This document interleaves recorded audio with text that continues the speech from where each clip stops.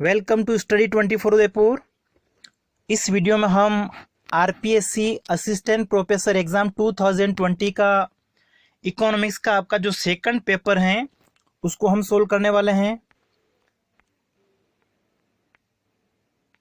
सबसे पहला जो प्रश्न आपका आया है PLFS 2018-19 के आधार पर भारत में प्राथमिक क्षेत्र, ठीक है, प्राथमिक क्षेत्र का जो योगदान है जीवीए में, ग्रोस वैल्यू एडिशन में, और जो कार्यबल रोजगार देता है वो कितना है ये आपको बताना है।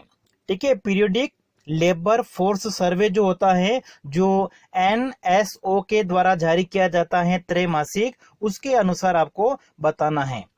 तो इसका जो करेक्ट आंसर है वो आपका हो जाएगा ऑप्शन 4। जीवीए का लगभग 18% योगदान है प्राथमिक क्षेत्र का जीवीए में, और कितने लोगों को ये रोजगार देता है? कार्यबल का जो 43% लोग हैं उनको रोजगार देता है।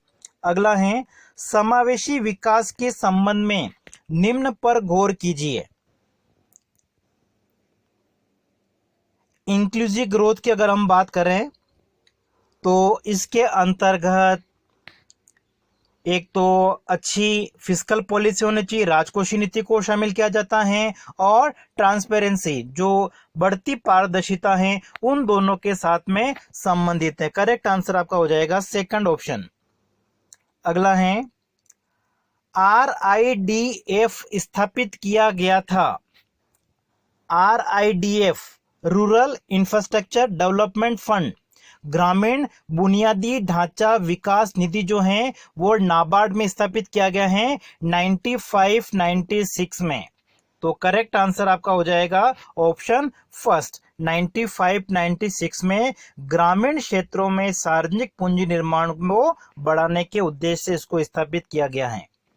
अगला है NSO ने वर्ष 2020-21 में वास्तविक जीडीपी 7.7% के संकुचन का अनुमान लगाया है। 1960-61 के पश्चात भारत की जीडीपी में चौथा संकुचन है। पहले 3 संकुचन किन वर्षों में हुए? तो देखिए 1965 में जो युद्ध हुआ था, 1971 में जो युद्ध हुआ था, अकाल जो पड़ा था। तो करेक्ट आंसर आपका हो जाएगा इसमें ऑप्शन फर्स्ट। ठीक है, 65-66, 71-72 और 79-80 में भारत की जो वास्तविक जीडीपी है उसमें कमी आई थी। अगला है राजमार्ग क्षेत्र के लिए एक नया अम्ब्रेला कार्यक्रम कौन सा है जिसमें लगभग 107 बिलियन डॉलर के निवेश के द्वारा 80,000 किलोमीटर से अधिक सड़कों, राजमार्गों, ग्रीनफील्ड एक्सप्रेसवे, पुलों के निर्माण की परिकल्पना की गई है?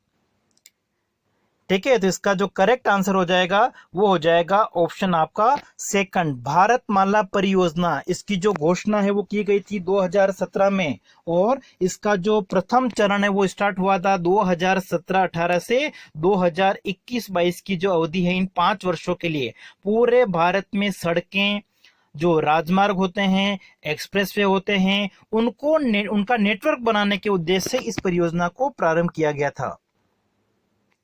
अगला है निम्न कथनों पर गौर कीजिए। 15-16 अक्टूबर 2020 को आयोजित WTO टिप्स काउंसिल की बैठक के दौरान भारत एवं यूएस ने कोविड-19 के उपचार, नियंत्रण एवं रोकथाम के लिए TRIPS ट्रिप्स समझौते के कुछ प्रावधानों से छूट देने का प्रस्ताव दिया है। नहीं, ऐसा तो नहीं है। दूसरा है यह इसलिए किया गया ताकि यह सुनिश्चित किया जा सके कि बौद्धिक संपदा अधिकार कोविड-19 महामारी से उत्पन्न हुए सार्वजनिक स्वास्थ्य आपातकाल से प्रभावी ढंग से निपटा जा सके। ये होना चाहिए। ठीक है, आपका तो केवल इसमें बी ऑप्शन सही होना चाहिए।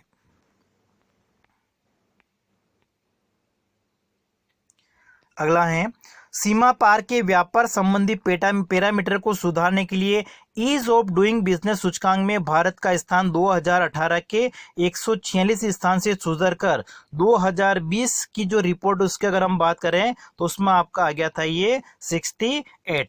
करेक्ट आंसर हो जाएगा सेकंड ऑप्शन। अगला है अप्रैल नवंबर 2020 के अधीन कुल आयात का कितना प्रतिशत कंप्यूटर हार्डवेयर तथा पेरिफेरल का रहा है? 3%। अगला है, मूल्य के मामले में भारतीय फार्मास्यूटिकल उद्योग विश्व में कौन सा स्थान रखता है? इसका आंसर हो जाएगा आपका 14th। नेक्स्ट है, अप्रैल नवंबर 2020 में नवंबर 2019 की तुलना में भारत में शीर्ष के 10 निर्यात देशों में कौन सा देश नया जुड़ा है? मलेशिया नया जुड़ा है। अगला है, निम्न में से किस वस्तु में भारत में 2019-20 की तुलना में 20-21 के दौरान अनुकूल व्यापार संतुलन रहा है? ठीक है, तो करेक्ट आंसर आपका हो जाएगा औषधि का ऑप्शन आपका 4th।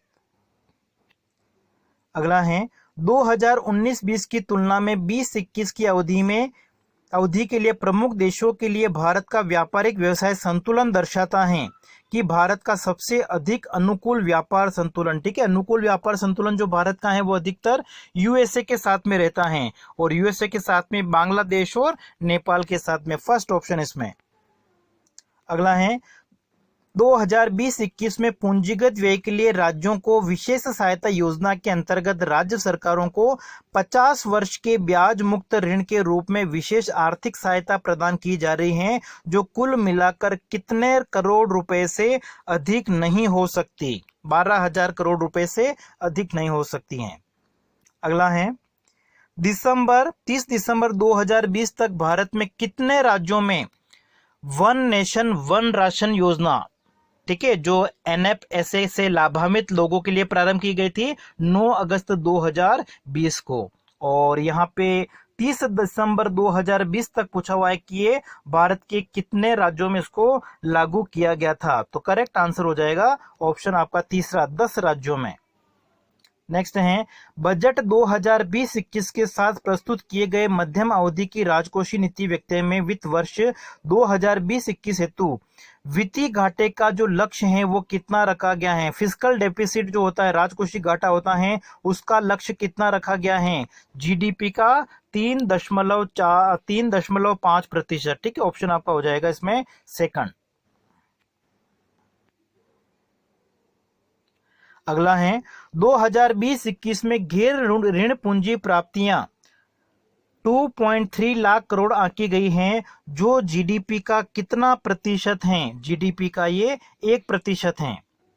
अगला है, 2019-20 पीए के आधार पर कुल राजस्व के प्रतिशत के रूप में ब्याज का जो भुगतान है वो कितना है? 26%। अगला है, निम्न में से कौन सा अगस्त 2020 में शुरू किए गए प्रशासन सुधार का ऑनरिंग द ऑनेस्ट प्लेटफॉर्म के 3 स्तंभ में नहीं है? ठीक है, कर प्रशासन सुधार के 3 स्तंभ हैं। ऑनरिंग द ऑनेस्ट जो है 2020 में प्रारंभ किया गया था आयकर प्रणाली में पारदर्शिता लाने के लिए, जो ईमानदार करदाता होते हैं उनके लिए प्लेटफॉर्म विकसित किया गया है। तो आयकर विभाग चार्टर जो है वो इसमें नहीं है, स्तंभ इसका नहीं है। अगला है, नोस्कॉम के अनुसार 2019-20 में आईटीबीपीएम क्षेत्र के कौन से उपक्षेत्र ने राजस्व में बहुयातायात शेयर 50% से भी अधिक बरकरार रखा है? नोस्कॉम की अगर हम बात करें तो ये एक गैर सरकारी व्यापारिक संगठन है जो 1988 में स्थापित किया गया था। जो टेक्नोलॉजी उद्योग है उसकी हम शीर्ष संगठन इसको हम कह सकते हैं। तो इसमें आपका जो करेक्ट आंसर हो जाएगा वो होना चाहिए ऑप्शन आपका 4। ठीक है, टेक्नोलॉजी की हम बात कर रहे हैं। अगला है, 2019-20 में निर्यात संबंधी उपार्जन के संदर्भ में भारत में आईटीबीपीएम सेवाओं के लिए दूसरा सबसे बड़ा निर्यातक बाजार यूके। ठीक है, यूके सेकंड नंबर पे। अगला है, केंद्र और राज्यों द्वारा सकल घरेलू उत्पाद के अनुपात के रूप में सामाजिक सेवाओं पर व्यय 2014-15 से 20-21 की अवधि के दौरान 6.2% से बढ़ के कितना हो गया? ये 8.8%। अगला है, 2020-21 के कुल व्यय के प्रतिशत के रूप में सामाजिक सेवाओं पर खर्च कितना था? 26.5%।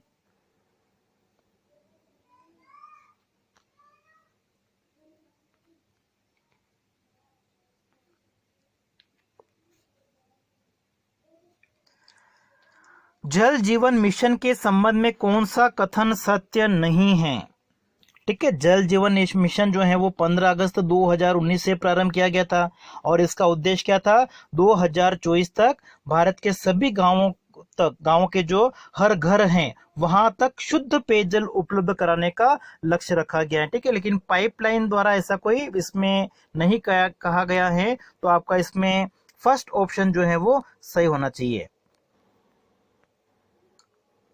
अगला है, मेहनताना संहिता 2019 के संदर्भ में कौन सा कथन सही नहीं है? ठीक है, ये एक संवैधानिक अवधारणा का सूत्रपात किया गया है, ये गलत है, ऑप्शन आपका तीसरा। अब देखिए आपके सांख्यिकी के जो प्रश्न हैं, बाकी के सारे लगभग अधिकतर क्वेश्चन जो आएंगे आपके सांख्यिकी का आएंगे। 25वां प्रश्न देखिए, एक आवर्ती आयतचित्र के लिए कौन सा कथन सत्य है? यदि वर्गों के अंतराल विस्तार बराबर नहीं है, ठीक है, वर्ग अंतराल अगर बराबर नहीं है, जैसे कि 0 से 10, 10 से 30 आ गया, 20 का अंतर आ गया, कहीं पे 10 का अंतर आ गया, इस प्रकार का है, तो आयत की ऊंचाई वर्ग की बारंबारता और वर्ग के अंतराल के विस्तार के अनुपात में समानुपातिक होगा। ठीक है, जो वर्ग की बारंबारता होती है और वर्ग का जो विस्तार होता है इसके आधार पर लिया जाता है। पहला कथन आपका बिल्कुल सही है। दूसरा है, यदि सामूहिक बारंबारता बंटन सतत नहीं है तो उसे सबसे पहले सतत बंटन में बदला जाता है और फिर आवर्ती आयत चित्र बनाया जाएगा। तो यहाँ पे आपके दोनों कथन सही हैं, तो करेक्ट आंसर आपका हो जाएगा इसमें तीसरा ऑप्शन।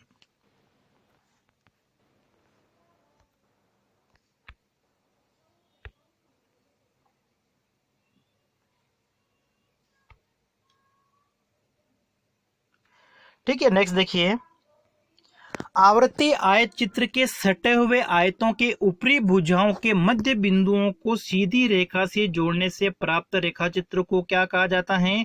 पॉलीगॉन, आवर्ती बहुभुज कहा जाता है। ठीक है, देखिए इस प्रकार से जब हम आयत चित्र बनाते हैं,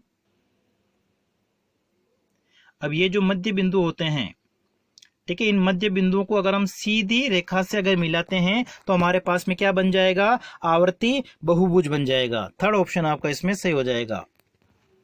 नेक्स्ट है, समांतर माध्य के लिए निम्न में से कौन सा कथन सत्य है? ठीक है, समांतर माध्य की मध्य जो होती है हमारे पास में, उससे जो हम विचलन निकालते हैं, ठीक है, डी जो हम निकालते हैं x माइनस एक्स बार करके, तो इनकी जो जोड़ होती है सिग्मा डी होता है वो किसके बराबर होता है? 0 के बराबर होता है। तो इसमें सही ऑप्शन हो जाएगा आपका तीसरा। अगला है, मदों के समुच्चय के विचलन के वर्ग का जोड़ किससे लिए जाने पर न्यूनतम होगा?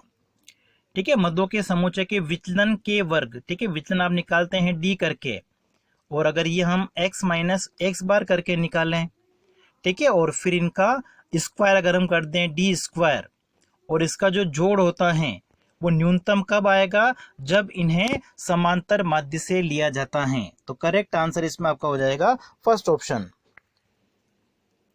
अगला है, एक फर्म में पुरुष कार्मिकों का औसत वेतन 520 है, लेकिन उनकी संख्या नहीं दे रखी है, और महिला कार्मिकों का औसत वेतन कितना है? 420। सभी कार्मिकों का औसत वेतन आपका है 500। तो पुरुष और महिला कार्मिकों का अनुपात निकालना है। तो देखिए सामूहिक समांतर माध्य के अगर हम देखें तो यहाँ पे आपको सामूहिक समांतर माध्य दे रखा है 500। ठीक है, ये हो जाएगा आपका पहला, पुरुष को हम मान लेते पहला ग्रुप है, तो ये हो जाएगा आपका 520 N1 प्लस महिलाओं का कितना है? 420, तो 420 N2, और अपन में आपका आ जाएगा N1 प्लस N2। ठीक है, इसको अगर हम आगे सोल्व करोगे तो 500 का मल्टीप्लाई N1 और N2 के साथ में हो जाएगा। ठीक है, तो आपकी समीकरण आगे क्या बन जाएगी? 500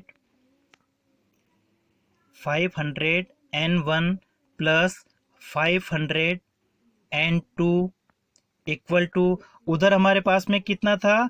520 N1 प्लस 420। ठीक है, महिलाओं का कितना था? 420 था, तो 420 N2। ठीक है, अब देखो N वाले हैं, उन N1 वालों को एक तरफ ले लो, बिना N1 वालों N2 वालों को एक तरफ ले लो, तो आपके पास में ये बच जाएगा 20 N1 20 n1 equal to 80 n2, और n1/n2 निकालोगे तो कितना आ जाएगा आपका 20/80, 1/4। ठीक है, 4:1 आपका करेक्ट आंसर हो जाएगा, ऑप्शन आपका सेकंड। नेक्स्ट है, मध्यिका के संबंध में कौन सा कथन सत्य है?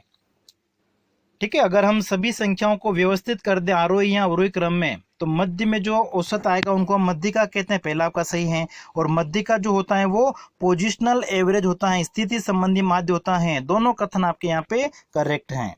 स्थिति संबंधी माध्य बहुलक और मध्यिका, ठीक है, मोड और मीडियन दोनों होते हैं।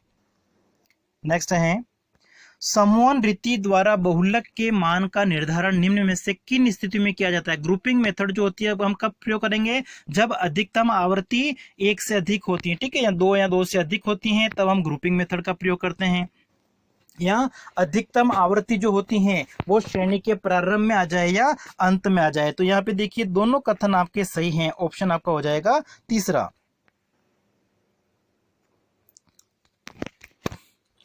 अगला है, निम्न बंटन की मध्यिका प्रथम चतुर्थक एवं तृतीय चतुर्थक Q3 का मान ज्ञात कीजिए। तो आपके पास में x दे रखा है, f दे रखा है। सबसे पहले हम क्या करेंगे, इसमें CF निकाल देंगे। ठीक है, तो आपकी CF कितनी आएगी? देखो सबसे पहले 1 आएगी, फिर 1 + 9 करोगे 10 हो जाएगा, 10 + 26 करोगे 36 हो जाएगा, 36 में आप 59 ऐड करोगे तो ये आपका हो जाएगा 95। फिर 95 में 72 और ऐड करेंगे तो आपका ये हो जाएगा 167। फिर 167 में 52 ऐड और करेंगे तो ये आपका हो जाएगा 229। ठीक है, आप इसको लिख के कर सकते हैं 229। फिर 229 में 29 और ऐड करेंगे, ये हो जाएगा आपका 258। फिर 258 में 7 ऐड करेंगे तो ये हो जाएगा 265, और फिर 1 और ऐड करोगे तो ये हो जाएगा 266। और मीडियन निकालने के लिए फॉर्मूला क्या होता है? n + 1/2। तो 266 + 1/2 करोगे कितना आ जाएगा? 133.5। और 133.5 से बड़ी जो है वो कौन सी है आपकी? 167। और किसके सामने? 4। तो आपका मध्यिका आ जाएगी 4। तो अब देखिए मध्यिका आपकी दो जगह दे रखी है, 4 पहले ऑप्शन में भी दे रखी है, फोर्थ में भी दे रखी है। अब पहला और फोर्थ ऑप्शन इसमें Q3 भी दोनों जगह 5 दे रखा है, तो अपन क्या करेंगे यहाँ पे Q1 निकाल देंगे। और Q1 का फॉर्मूला आपका यहाँ पे क्या हो जाएगा? n + 1/4 हो जाएगा। n आपका कितना है? 266 + 1/4 करोगे 267/4। और 267 में अगर हम 4 का डिवाइड करें कितना आएगा? 66 पॉइंट समथिंग आएगा। और 66 से बड़ी कौन सी है? 95। ठीक है, 95 किसके सामने आ रही होगी? आपके 3 के सामने आ रही होगी। इसका मतलब Q1 कितना हो गया? 3। तो देखो Q1 3 आपका यहाँ दे रखा है, फर्स्ट ऑप्शन इसमें सही हो जाएगा। अगला है, कृषि जोत के आकार की तुलना करने के लिए किसका प्रयोग किया जाता है? मोड का प्रयोग करेंगे, बहुलक का प्रयोग किया जाएगा। सेकंड ऑप्शन आपका इसमें सही हो जाएगा।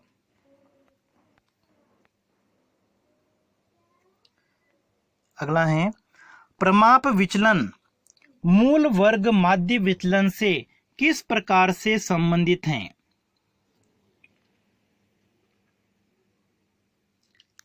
ठीक है, अब निकालते हैं हम dx² निकालते हैं x - x बार करके। ठीक है, और इसका अगर हम स्क्वायर कर दें इस तरीके से अगर निकालते हैं तो ये एक तरह से प्रमाप विचलन जो होता है वो मूल वर्ग का माध्य विचलन का न्यूनतम मान हम इसको कह सकते हैं। ठीक है, तो आपका जो करेक्ट आंसर है वो कौन सा हो जाएगा? Second option. अगला है प्रसरण। प्रसरण क्या होता है? प्रमाप विचलन का स्क्वायर होता है। ठीक है, स्टैंडर्ड डेविएशन का जो स्क्वायर हम करते हैं हमारे पास में क्या आ जाएगा? वेरिएंस आ जाएगा। और जो वेरिएंस होता है उसके संदर्भ में आप यहाँ पे अगर कथन देखोगे तो ये जो होता है वो मूल में परिवर्तन से प्रभावित नहीं होगा। ठीक है, स्वतंत्र होता है। लेकिन पैमाना अगर इसका हम बदल देंगे तो ये क्या होगा? प्रभावित हो जाएगा। इसमें आपका फर्स्ट ऑप्शन करेक्ट हो जाएगा। ठीक है, इसको अगर हम निकालें d = x - a करके निकालें तो a हम किसी को भी माने उससे कोई फर्क नहीं पड़ता है। ठीक है, इसका मतलब क्या हो गया? मूल में परिवर्तन से ये प्रभावित नहीं होगा। लेकिन इसका अगर हम पैमाना बदल दें, ठीक है, पैमाने बदलने का मतलब कि अगर हमारे पास में संख्या है 10, 20, 30, अगर इन सब में हम डिवाइड कर दें 10 का, हमारे पास में क्या आ जाएगा? 1, 2, 3। फिर अगर हम स्टैंडर्ड डेविएशन निकालेंगे तो उस पर क्या होगा? प्रभाव पड़ेगा। ठीक है, तो जो पैमाना होता है, स्केल होता है, उसमें परिवर्तन करेंगे तो उसके ऊपर प्रभाव पड़ेगा। फर्स्ट ऑप्शन इसमें करेक्ट। अगला है, विषम वितरण के संबंध में कौन सा कथन सत्य है? ठीक है, विषम वितरण का मतलब धनात्मक भी हो सकता है और ऋणात्मक भी हो सकता है। जब समांतर माध्य मध्य का बहुलक बराबर नहीं होते उसको अपन क्या कहते हैं? विषम वितरण कहते हैं। और उसमें माध्य बहुलक मध्य का अलग अलग स्थानों पर गिरते हुए होंगे, बिल्कुल सही है। अगर सब एक ही जगह होंगे तो वो विषम वितरण नहीं होगा, वो कौन सा होगा? सममित होगा, सिमेट्रिक होगा। और दूसरा है, चतुर्थक मध्यिका से बराबर दूरी पर नहीं होते। अगर बराबर दूरी पे होंगे तो सममित वितरण होगा। ठीक है, बराबर दूरी पे नहीं होते हैं, तो यहाँ पे दोनों कथन जो हैं वो सत्य हैं।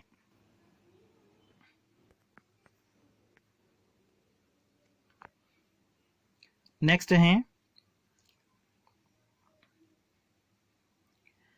एक प्रसामान्य वक्र को कहते हैं। ठीक है, प्रसामान्य वक्र हमारा इस आकार का होता है, जिसको हम क्या कहते हैं? मेसोकर्टिक कहते हैं। ठीक है, मेसोकर्टिक। तो इसमें आपका जो करेक्ट आंसर है वो हो जाएगा ऑप्शन आपका दूसरा। ठीक है, मेसोकर्टिक को हिंदी में हम मध्यम शीर्ष वाला कह सकते हैं। ठीक है, मध्यम शीर्ष होता है।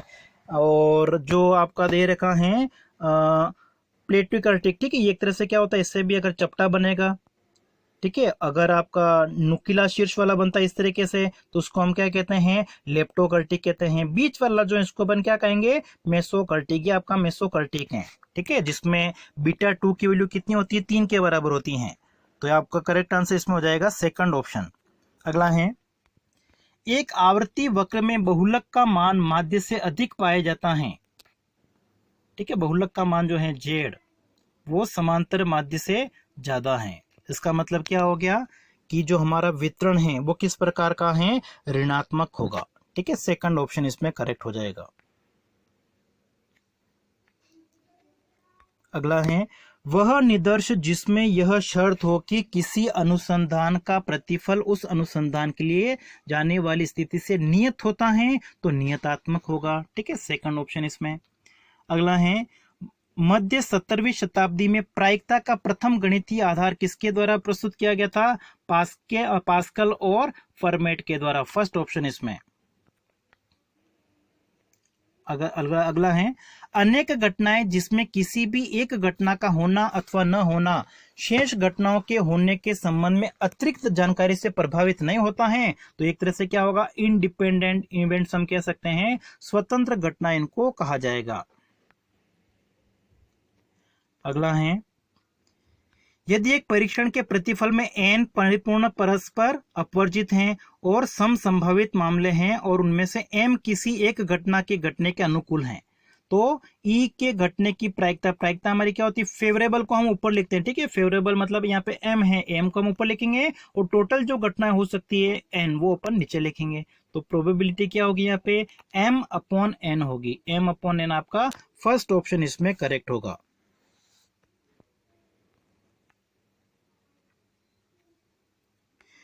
यादृच्छिक रूप से चयनित एक लीप वर्ष में 53 रविवार होने की कितनी संभावना है? ठीक है, देखो लीप ईयर में कितने होंगे आपके? 366 डेज होते हैं। उसमें अगर हम 7 का डिवाइड कर दे कितना आ जाएगा आपका? ये 52 आ जाएगा। ठीक है, 364 अगर होता तो। और 2 दिन हमारे पास में बच जाते हैं। तो 2 बचे हुए दिन कौन से हो सकते हैं? सोमवार मंगलवार हो सकता है, मंगल बुध हो सकता है, बुध गुरु, गुरु शुक्र, शुक्र शनि, शनि रवि, रवि सोम। ये हमारे पास में कुल 7 संभावना है। और इन सभी में अगर हम देखें तो रविवार 2 जगह आ रहा है। इसका मतलब 2 अपॉन कुल संभावना हमारे पास में कितनी है? 7। तो करेक्ट आंसर आपका हो जाएगा सेकंड ऑप्शन। मैंने जो बोला उसको आप लिख लेना, समझ में आ जाएगा अच्छे से। अगला है, निम्न में से द्विपद बंटन के लिए कौन सी भौतिक स्थिति सही नहीं है? परीक्षण की संख्या n असीमित है, नहीं असीमित नहीं होती। ठीक है, इसमें कितनी होती है? जो n है वो 20 या 20 के बराबर होना चाहिए या 20 से कम होना चाहिए। तो पहला ऑप्शन तो आपका सही नहीं है। दूसरा है, परीक्षण एक दूसरे से स्वतंत्र होते हैं। हर परीक्षण के पहला ऑप्शन आपका ए है। ठीक है, तो ए जो है वो सही नहीं है। तो करेक्ट आंसर आपका कौन सा हो जाएगा? First option. सही नहीं पूछा हुआ वैसे भी आपको। अगला है, निम्न में से कौन से कथन पॉइसन बंटन के लिए सत्य हैं? यह एक द्विपद बंटन का है, ठीक है, सही है बिल्कुल। द्विपद बंटन में जो खंडित बंटन होता है उसी का ये भाग है, और इसकी खोज साइमन डेनिस पाजो के द्वारा की गई थी, ये भी आपका सही है। परीक्षणों की संख्या इसमें अत्यधिक कम होती नहीं है, इसमें परीक्षणों की संख्या क्या होती है, एन जो होता है वो आपका अधिक होता है, सी गलत है। और प्रत्येक परीक्षण के सफलता के लिए स्थिर प्रायिकता अत्यधिक बड़ी होती नहीं, कम होती है, मतलब लगभग ये 0 के बराबर होती है। यहाँ पे पहला और दूसरा ए और बी सही है, इसका मतलब करेक्ट आंसर आपका फर्स्ट ऑप्शन। नेक्स्ट है, एक प्रसमान बंटन के लिए निम्न में से कौन से कथन सही बैठते हैं। प्रसमान्य बंटन एक घंटी आकार का वक्र होता है, बिल्कुल सही लग रहा है। घंटी का शीर्ष समांतर माध्य से ठीक ऊपर स्थित होता है, यह भी बिल्कुल सही है।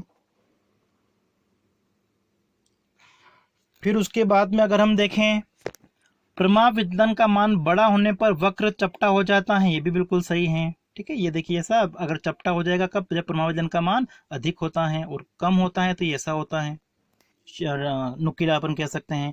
तो ए, बी और सी सही है, तो करेक्ट आंसर आपका इसमें कौन सा हो जाएगा, ऑप्शन सेकंड। अगला है, x बराबर a प्लस एच यू और y बराबर b प्लस के वी है। ए, बी, एच के स्थिर हैं, ठीक है, देखिए ये सब स्थिर है, ए, बी, एच के, इन सभी को स्थिर माना गया है, और एच और के का मान बड़ा है। इसका मतलब क्या हो गया, जो सहसंबंध है एक्स और वाई के बीच में और यू और वी के बीच में, वो क्या होगा, बराबर होना चाहिए, ठीक है। तीसरा ऑप्शन इसमें आपका करेक्ट हो जाएगा। अगला है, सहसंबंध के संदर्भ में निम्नलिखित कथनों पर विचार कीजिए। अगर दो स्वतंत्र चर हैं वो सदैव असहसंबंध होंगे, बिल्कुल सही है। और जो दो असहसंबंधित होते हैं चर सदैव स्वतंत्र, ऐसा होना कोई जरूरी नहीं है। तो फर्स्ट ऑप्शन इसमें आपका करेक्ट है, तो करेक्ट आंसर हो जाएगा फर्स्ट ऑप्शन।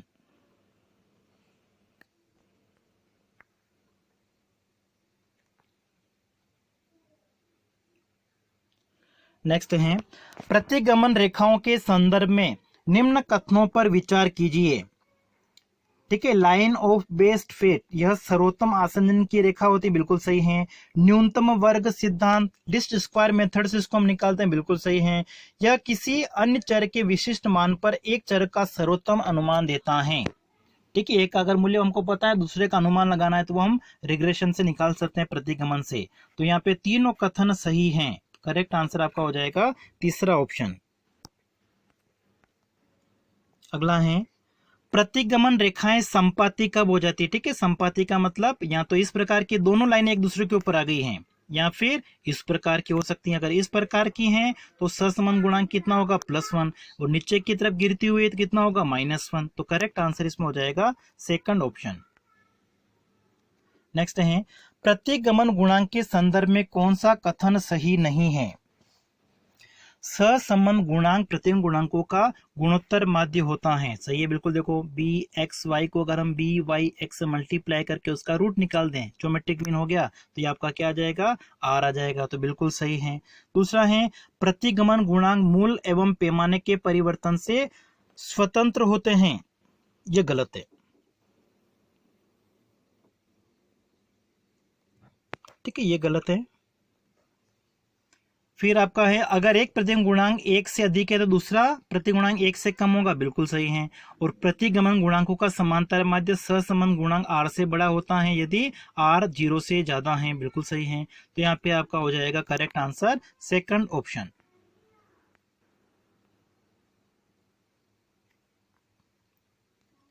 अगला है, निम्न प्रतिगमन समीकरणों के संदर्भ में कौन सा कथन सही नहीं है। दो समीकरण आपको यहाँ पे दे रखी हैं, दोनों का समांतर माध्य हमको दे रखा है 13m 17, y का x पर प्रतिगुणन दे रहा है हमको 0.8, और x का y पर सहसंबंध गुणांक को दे रखा है x और y के बीच में -0.6। तो देखो यहाँ पे हमको लग रहा है कि b और c में से ही एक आंसर होना चाहिए। क्यों, क्योंकि देखिए प्रतिगुणन गुणांक यहाँ पे आपको प्लस में दे रखा है और यहाँ पे सहसंबंध गुणांक माइनस में दे रहा, ऐसा नहीं होता। अगर प्रतिगमन गुणांक जो होते हैं, अगर दोनों या तो प्लस के होंगे या दोनों माइनस के होंगे, अगर दोनों प्लस के होंगे तो सहसंबंध में प्लस में आएगा, ठीक है, इसका मतलब इन दोनों में से ही हमारा एक ऑप्शन होना चाहिए। ठीक है, तो इसके लिए आपको दोनों इसके प्रतिगमन गुणांक निकालने पड़ेंगे। और प्रतिगमन कैसे निकालेंगे? दोनों में से किसी एक इक्वेशन को हम क्या करेंगे, पहले x ऑन y मान लेंगे और दूसरे को हम क्या करेंगे, y ऑन x मान लेंगे। ठीक है, इस हिसाब से आप इसको करके देख लेना। मैंने पूरा वीडियो बना रखा है, उसको डिटेल में थोड़ा समझाना पड़ेगा इसलिए।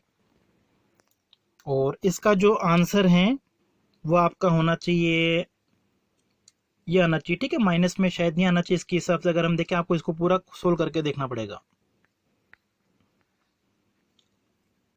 नेक्स्ट देखिए, निम्न कथनों पर विचार करें। बहुगुणी सहसंबंध दो से अधिक चर समूह का समूह है, असममित चर पर समेकित प्रभाव के अध्ययन से संबंधित हैं। और भी हमको दे रखा है, आंशिक सहसंबंध समूह के अन्य चरों के रेखीय प्रभाव को हटाते हुए दो चरों के अध्ययन से संबंधित हैं। तो देखिए, बहुगुणे में सभी का प्रभाव होगा, ये भी सही है, और आंशिक में बाकी सबको हटाते हुए दो का अध्ययन करते हैं, ये भी सही लग रहा है हमको। तो यहाँ पे आपका दोनों सही होना चाहिए, तीसरा ऑप्शन इसमें आपका करेक्ट होना चाहिए।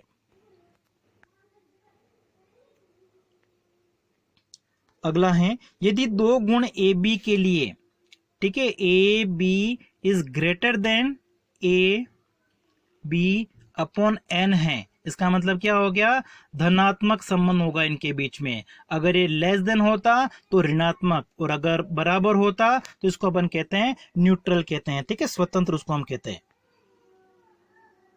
अगला है, यदि दो गुणों ए और बी का यूल का साहचर्य गुणांक +1 है, +1 आ गया, इसका मतलब दोनों एक दूसरे के साथ में पूर्ण रूप से संबंधित हैं।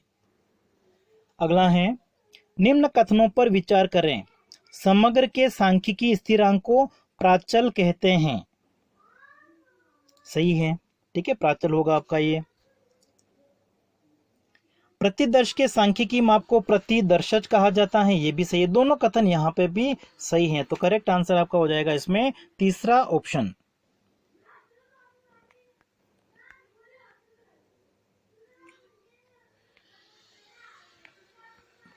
नेक्स्ट देखिए, यदि दो गुण ए बी के संदर्भ में हमको जानकारी दे रखी है,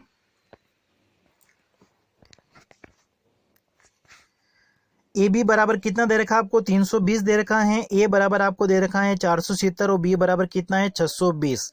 तो इसको आपको करके देखना है। ठीक है, ए बी आपका कितना है 320 और ए कितना है आपका 470।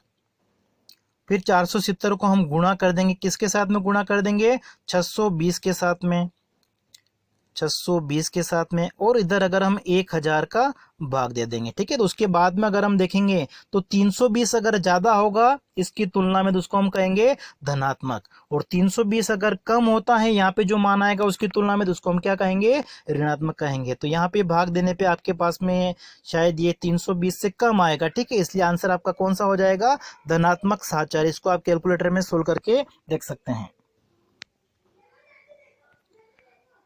नेक्स्ट है, निम्न में से कौन से क्रांतिक मूल्य के संबंध में सही हैं।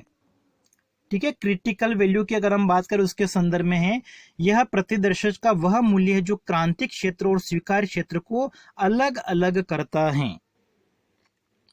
ठीक है, ये तो आपका सही होना चाहिए। यह सार्थकता स्तर पर निर्भर करेगा, ये भी सही है। और यह जो अल्टरनेटिव हाइपोथेसिस होती है, वैकल्पिक परिणाम, उसके ऊपर निर्भर करेगा। यहाँ पे आपके तीनों कथन सही होना चाहिए। ठीक है, ऑप्शन आपका हो जाएगा इसमें फोर्थ।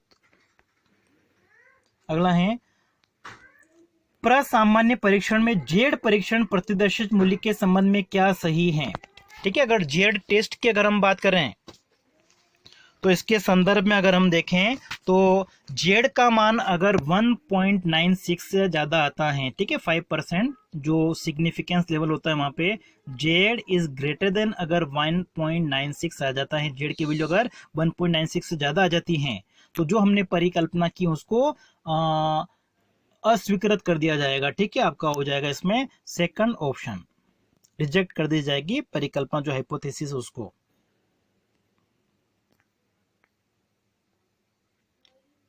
अगला है, अनभिन्नत अनुमान के संबंध में निम्न पर विचार कीजिए। प्रतिदर्श माध्य समग्र माध्य का अनभिन्नत अनुमान नहीं है।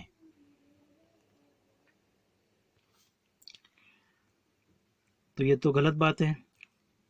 अगला है प्रतिदर्शक प्रसरण समग्र प्रसरण का अनभिन्नत अनुमान नहीं होता, ये भी गलत है। दोनों कथन यहाँ पे गलत लग रहे हैं। फोर्थ ऑप्शन आपसे इसमें सही हो जाएगा। अगला है काय वर्ग विचार के संबंध में निम्न में से कौन सा कथन जो है वो सही है। ठीक है, काय स्क्वायर टेस्ट के बारे में पूछा हुआ है। तो इसमें अगर हम देखें तो यह एक स्वतंत्र कोटि के साथ मानक प्रसमान विचार का वर्ग होता है, बिल्कुल सही लग रहा है।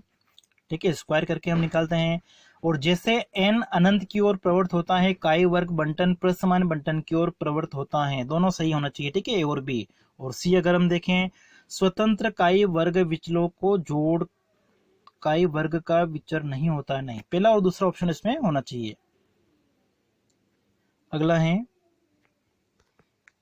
काय वर्ग परीक्षण की वैधता की अनिवार्य शर्तों के संबंध में निम्न पर विचार कीजिए। प्रतिदर्श प्रेक्षण स्वतंत्र होना चाहिए, बिल्कुल सही है। कुल आवृत्ति तार्किक रूप से बड़ी होनी चाहिए, ये भी सही है। और सैद्धांतिक खंड आवृत्ति जो है 5 से कम नहीं होनी चाहिए। ठीक है, सभी बातें यहाँ पे सही होनी चाहिए। तो फोर्थ ऑप्शन आपका सही हो जाएगा, सभी अनिवार्य हैं। अगला है काय वर्ग बंटन के संबंध में निम्न पर विचार कीजिए।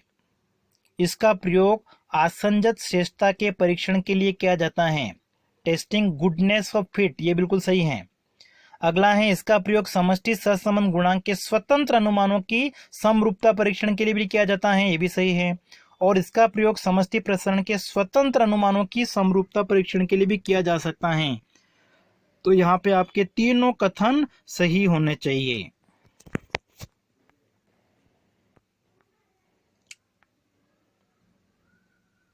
अगला है टी टेस्ट के बारे में है। टी बंटन के संबंध में कौन सा सही नहीं है।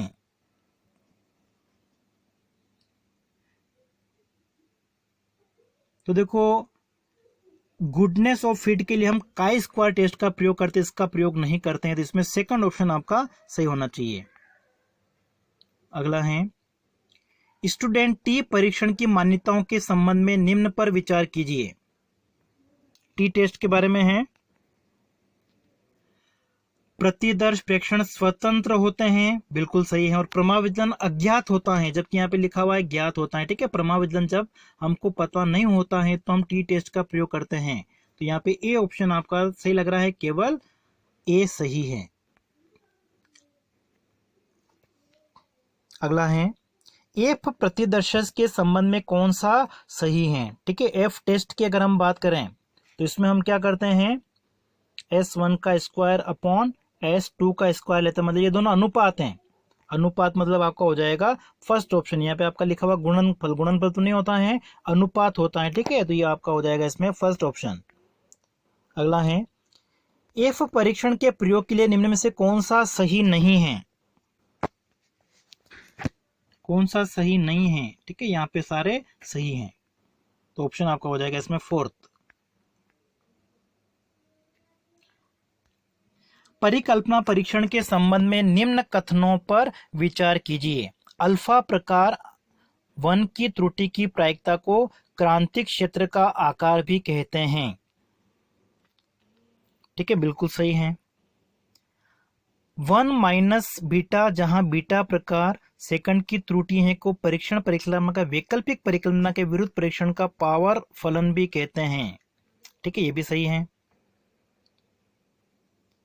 और गुणवत्ता नियंत्रण की परिभाषिक शब्दावली में अल्फा और बीटा को क्रमशः उत्पादक का जोखिम और उपभोक्ता का जोखिम कहते हैं। तीनों कथन यहाँ पे आपके सही हैं। अगला है PLFS के कार्यरत कर्मचारियों के उद्योगवार अनुमानों के आधार पर कृषि में कार्यरत व्यक्तियों की संख्या 2018-19 में कितनी थी, आपको बताना है। ठीक है, लगभग 21.5 करोड़।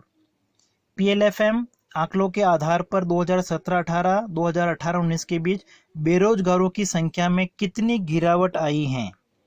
ठीक है, 79 लाख की। फिर मानव विकास रिपोर्ट की अगर हम बात करें तो 2020 में भारत का जो स्थान था वो कौन सा था, 131। 2019-20 एवं 20-21 के दौरान सीपीआई मुद्रास्फीति का प्रमुख उत्प्रेरक कौन था? ठीक है, महंगाई जो आई थी उसका प्रमुख जो कारण था वो क्या था? जो खाद्य पदार्थ हैं उनकी कीमतों में एक तरह से क्या हुई थी? वृद्धि हुई थी। ठीक है, 2020-21 की अगर हम बात करें दिसंबर तक, अप्रैल से लेकर दिसंबर तक, तो जो महंगाई आई थी, मुद्रास्फीति, उसका प्रमुख कारण क्या था? खाद्य पदार्थों की कीमतों में वृद्धि। अगला है, श्रम कार्यालय द्वारा प्रति वर्ष सीपीआई आईडब्ल्यू संकलित और प्रसारित किया जाता है? बिल्कुल नहीं, सॉरी, श्रम कार्यालय करता है लेकिन ये प्रति वर्ष नहीं करता है। कैसे करता है? त्रैमासिक। तो पहला कथन तो आपका गलत हो गया। दूसरा है, इस सूचकांक संख्या का उपयोग केंद्र एवं राज्य सरकार के कर्मचारियों को दिए जाने वाले महंगाई भत्ते के निर्धारण के लिए किया जाता है। बी कथन आपका यहाँ पे सही है केवल। अगला है, 2020-21 में खाद्य पदार्थों की कीमतों में कितनी वृद्धि हुई थी? 9.1%। ठीक है, सेकंड ऑप्शन इसमें आपका करेक्ट है। और फिर आज हम अंतिम प्रश्न कर लेते हैं। बाकी के जो 75 क्वेश्चन है उसको हम अगले वीडियो में देखेंगे। नवंबर 2020 तक प्रधानमंत्री गरीब कल्याण अन्न योजना के अधीन कितने लाभार्थियों को एनएफएसए द्वारा अनुमोदित आवश्यकता से अधिक अतिरिक्त खाद्यान्न उपलब्ध कराया गया था? तो इसमें जो आपका करेक्ट आंसर है वो जाएगा 80.96 करोड़ लोगों को उपलब्ध कराया गया था।